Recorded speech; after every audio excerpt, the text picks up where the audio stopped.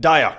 So DIA is a trustless Oracle network. Now, what they've actually created has great use cases for DeFi. It has great use cases across the board. Crypto, like DeFi, cannot work without oracles.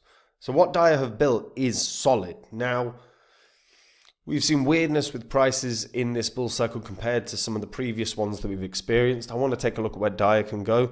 And we'll talk about the pros and cons. Now, before I get into any of that, if you're new here, this spreadsheet shows the first 26 coins that I did videos about on the channel. In the videos, I showed myself buying up these cryptos. These were coins I thought would do very well and make a lot of money. You can see what they were all worth when I recorded my videos. These are the highs these coins hit 16 months on. These are your profits if you'd have put $100 into them.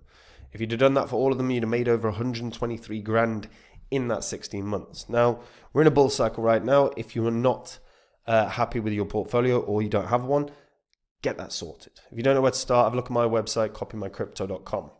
On the site, you will see the profits that my members have made. You will be able to see some of our past successes as well. This is public record. If you go onto the old videos on this channel, you can confirm it all. On the site, I share every single coin I own with my members. Whenever I'm ready to buy or sell a crypto, I tell my members the crypto that I'm going to buy or sell and the price that I'm going to do it at. So my members get in and out of coins at the same price as me, so they make the same profit. Every day I give my members market analysis. If you are interested in learning more, finding out, watching my market analysis, as well as finding out the coins I think are going to be the big winners of this bull cycle, all you have to do to find out is join up on the site, guys. Now, DIA.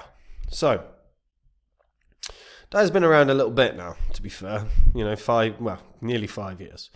Launched in August of 2020, and actually had a decent 2021 bull cycle, hit as high as $5.79.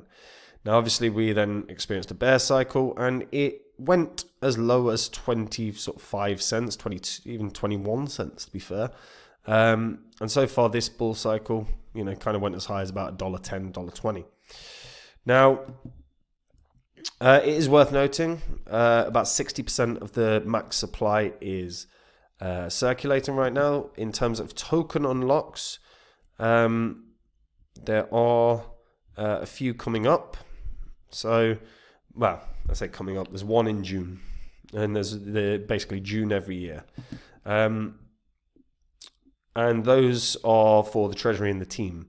And even the ones that go to the team, it's really actually not a lot of money. A couple $100,000 spread across the team. Yeah, I mean, they could all sell. Is it going to cause huge selling pressure? Probably not, given the kind of daily volume that they experience. So I don't think I'd be too worried about any sort of token unlocks. So DIA actually stands for Decentralized Information Asset. It's an open source Oracle platform that enables market actors to source, supply, and share trustable data.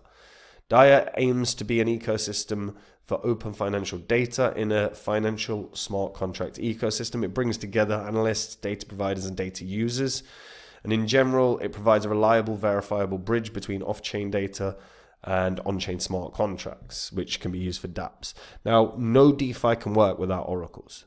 Oracles are absolutely 100% vital to DeFi. Without oracles, DeFi can't exist.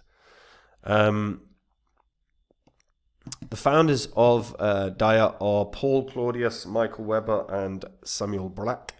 Claudius is the face of the project and its lead advocate, sometimes also mentioned as a CBO, master's degree in international management, and a bachelor's in business and economics.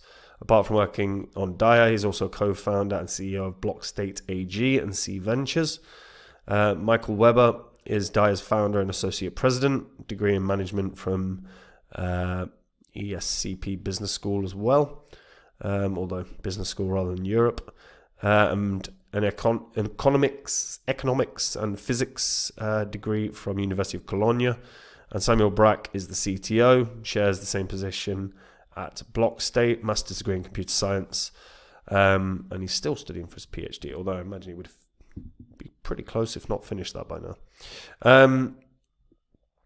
So the idea behind this is that they want to be the Wikipedia of financial data. And that's actually a really good way of putting it. They want to address the problem of outdated, unverified, and hard to access data in the world of finance and crypto, particularly DeFi, while proposing to solve it via a system of financial incentives for users to keep the flow of open source validated data up and running. So the current design of oracles is non-transparent, and it's difficult to scale, and it's vulnerable to attacks. And that is the argument Dyer present. And actually that's true. We've seen oracles being attacked in the past, and when they have, it has affected every single sort of DeFi project that's been supported. So it is very important that like that is tight. And when we actually take a look at Dyer, so as I said, trustless oracles for any asset. We can explore some of the data, and we'll jump into the ecosystem as well. So the Dyer ecosystem is supported by a growing number of partners, including layer 1s and layer 2s, various dApps, data sources, and node providers, and more. As you can see, I mean, it's a who's who of names here. Akala, Arbitrum, A-Star, Base, Avalanche, BNB. I mean, it's the biggest of the big. Like, there is no small... Like, all these projects are the biggest projects in crypto. Like, they're the biggest blockchains by country mile. If we're looking at dApps, so even on the dApps, you know, these are not as big, but, you know, these are the dApps that Dyer can support. You know, you're talking about node networks like Anchor. You've got stable coins like Astrid DAO. They have, again, got a really legitimately strong ecosystem here. Arguably one of the best around. Actually, when you look, particularly for its current market cap's what, 44 million? And they've got a network this large. Is quite staggering. You talk about sources. So these are the multi-source data fetching. So again, you know, this is dragging from all of these places.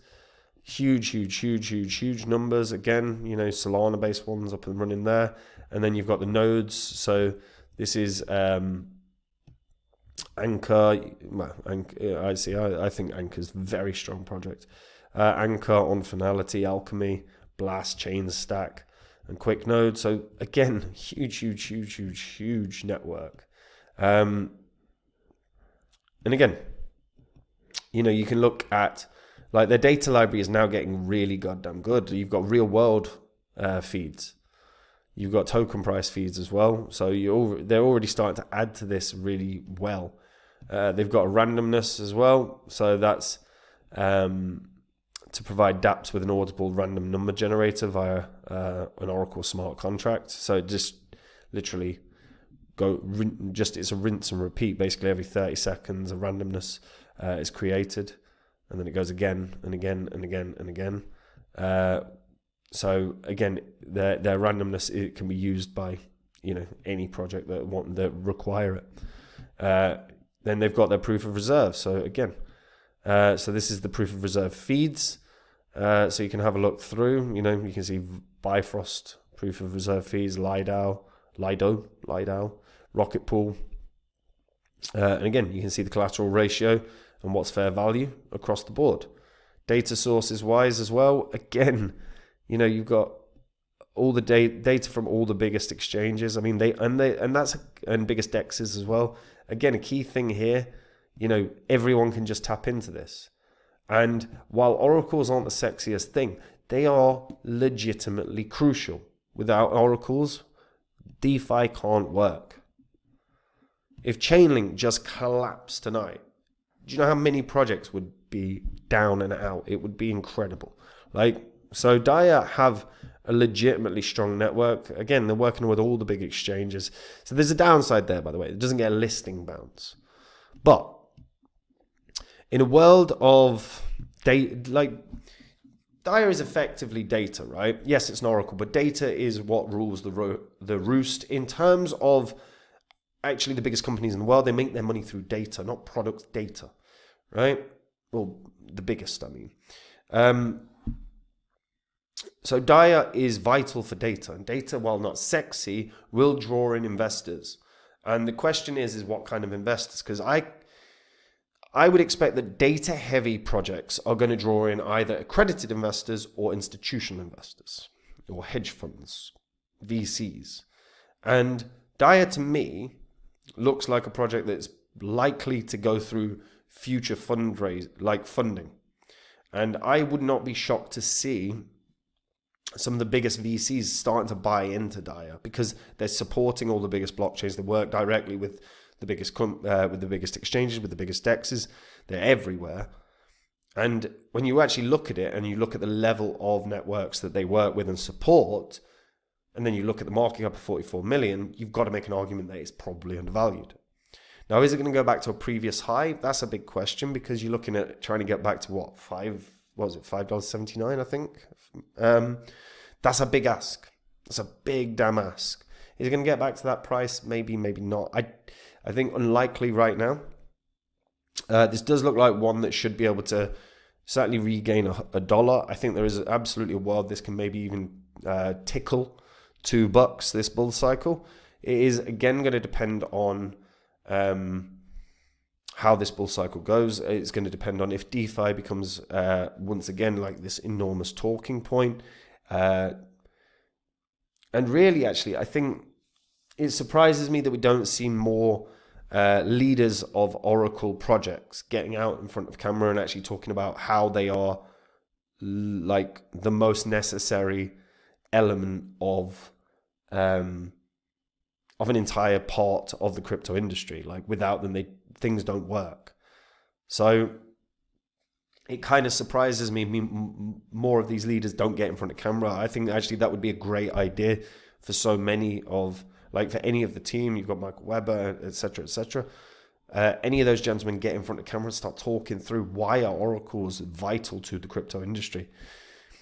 It would certainly encourage investment, and I think they could do that. It just surprises me we've not seen it. I do think this is one that can get back to a couple of bucks. I'd be paying attention to if they have any more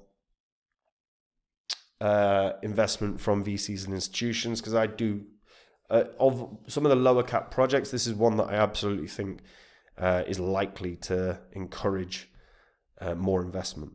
But I'm curious to hear what people think on this. Like, has anyone seen any of this sort of Oracle leaders getting out in front of camera very often? I've seen it a couple of times, like, but it is pretty rare. So I'm just curious, if you've got like a reference point, let me know in the comments, because I'd like to actually watch one of those interviews other than the sort of couple that I've actually seen. And guys, we're in a bull cycle right now, and if you're not happy with the performance of your portfolio, have a look at my website, which is copymycrypto.com. On the site, I share my entire portfolio with my members. So when I'm ready to buy or sell a crypto, I tell my members the crypto that I'm going to buy or sell and the price that I'm going to do it at.